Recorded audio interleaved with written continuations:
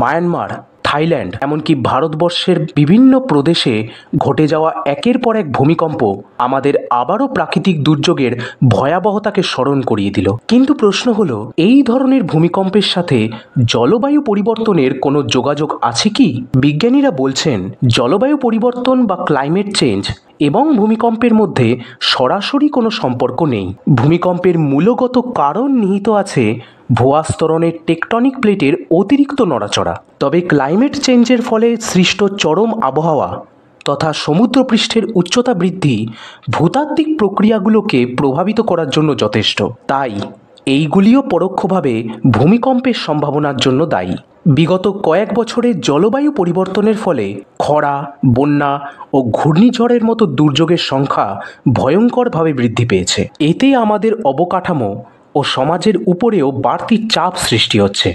সতর্কতা স্বরূপ আমাদের মাথায় রাখতে হবে যে জলবায়ু পরিবর্তন বা ক্লাইমেট চেঞ্জ মোকাবিলার সক্রিয় অংশগ্রহণের প্রয়োজন। এই পরিবেশ বান্ধব কাজ আর সচেতনতা আমাদের ভবিষ্যৎকে আরও সুরক্ষিত করতে পারবে।